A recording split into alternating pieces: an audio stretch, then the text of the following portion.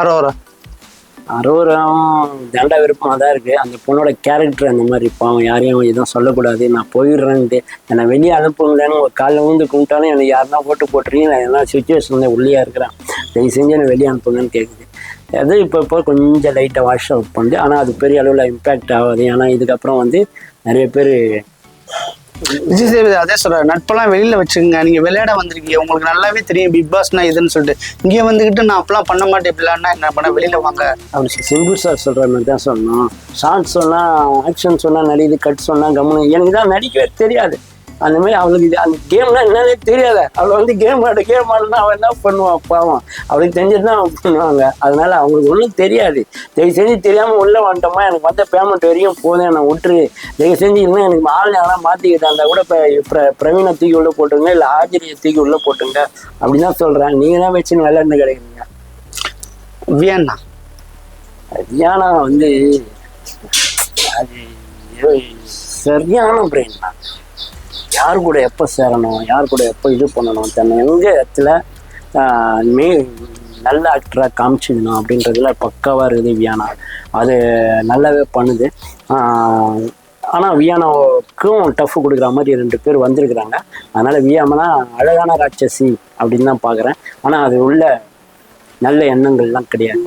அது double game ஆடுது, நிறைய டபுள் கேம் ஆடுது.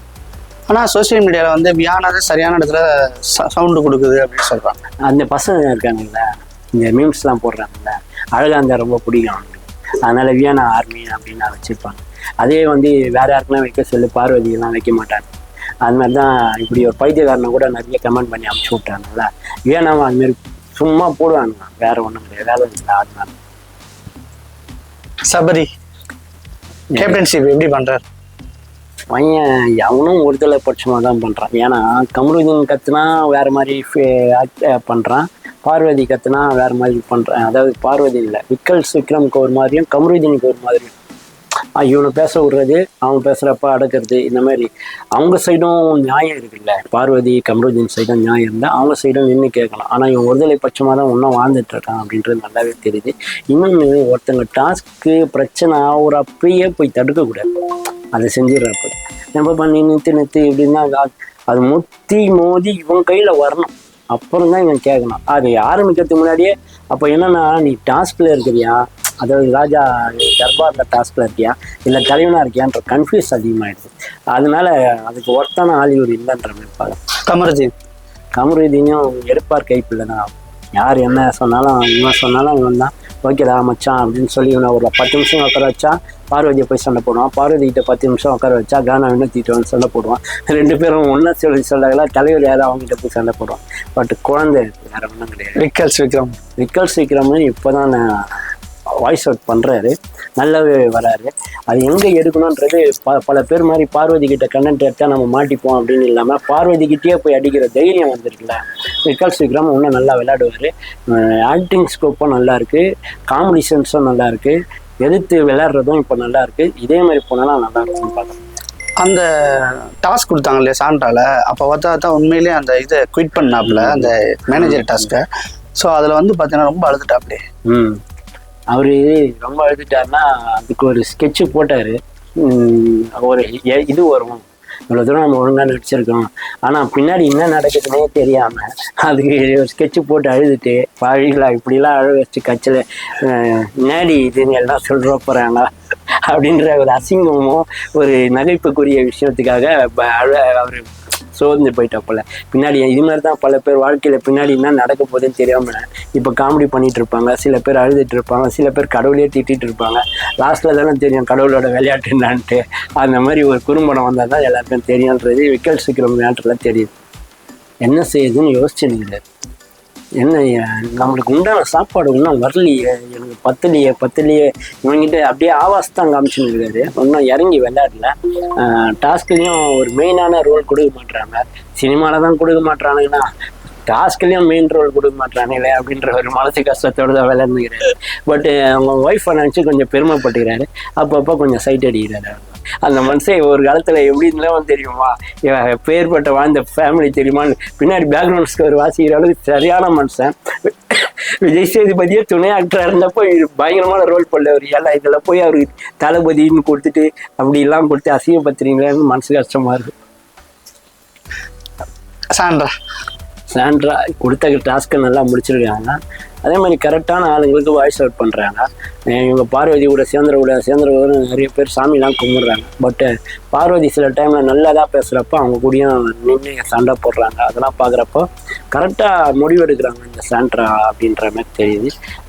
ஒரு அமைதியான கேரக்டரில் வர சாண்ட்ரா எனக்கு தெரிஞ்சு ரொம்ப பீக்கில் போகிறப்போ பீக்கில் போகிறப்போ இவங்களால விளையாட முடியுமா இறங்கி அப்படின்றது தான் நான் பார்க்குறேன். விளையாட முடியாமல் போயிடுமோ, ஏன்னா இவங்க 2வது இடத்துல வரலாம் இல்லை 3வது இடத்துல வரலாம், அந்த டைமில் விளையாடணுமே அப்படின்றது தான் நான் பார்க்குறேன். திவ்யா கணேஷ் தான் வெயிட்டாக விளையாடுறாங்க. சூப்பர், எல்லா டாஸ்க்கும் நல்லாவும் பண்ணுறாங்க.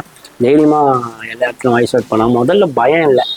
பார்வதி மாதிரி ஒரு முதலைகள்லாம் இருக்கிற இடத்துல தர்பீஸ் மாதிரி ஒரு சேத்துல போடுற ஒரு ஆள் இருக்கிறப்போ இவங்களெல்லாம் மீறி நம்ம நிற்க முடியுமான்னு பயந்து இல்லாமல் தைரியமாக அவங்களாம் அடிச்சு ஓடுறாங்கன்னா திவ்யா கணேஷ் நான் பாராட்ட வேண்டிய ஒரு விஷயம்.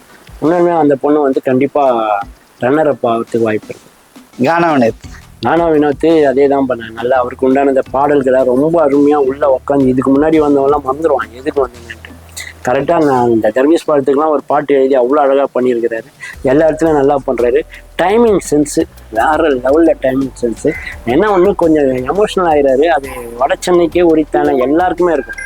அந்த கொஞ்சம் ரவுடிசம் கலந்த மாதிரி இருக்கும். அதை ஒன்றும் பண்ண முடியாது. அந்த தண்ணியோட எல்லாருமே நாங்களும் வட சென்னை. ஸோ அது இந்த வட்டாரத்தோட ஊறி போன ஒரு விஷயம். அது டிவியில் பார்க்குறவங்களுக்கு ஒரு மாதிரி தெரியும். என்னடா இந்த சென்னை மொழியை வந்து ஷார்ட்டான மொழி, அந்த பேச்சுகள் அப்படி இருக்கிறதுனால மற்றவங்களுக்கு கானா வினோத்துக்கு பேசுறது தப்பாக தெரியுது. பட் கானா வினோத்து அவர் அவனோட கேமை கரெக்டாக விளாட்றாரு அப்படி தான் நான் பார்க்குறேன். அதனால தான் இன்ன வரைக்கும் டாப்பில் இருக்கிறாருன்னு பார்க்குறேன். விஜய் சேதுபதி நிறைய கான்ட்ரவர்சி வந்துடுச்சு. தயவு செஞ்சு பெரிய பாலிடிக்ஸ் ஆள்கிட்ட இருந்தெல்லாம் நீங்கள் நல்லா வருவர்னா இது வேணாம், வேறு யாருன்னா பண்ணிட்டு போட்டோம் வெளியே போங்கண்ணே அப்படின்னு நிறைய பேர் சொல்கிறாங்க. விஜய் சேதுபதி கிட்ட என்னன்னா யோசிப்பார். அது கரெக்டுனா அது உடனே முடிவு எடுத்துருவாரு.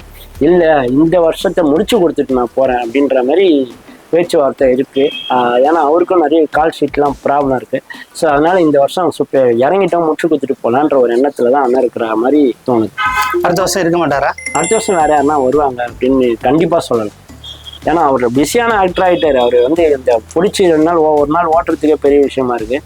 அதுவும் இல்லாமல் நிறைய கான்ட்ரவர்சி, நிறைய பேர்கிட்ட இந்த லெட்டர்ஸு, நிறைய பேர் இந்த வாட்டிய டிஆர்பியே கம்மி, நல்லாவே சொல்லிக்கிற அளவுக்கு போகல.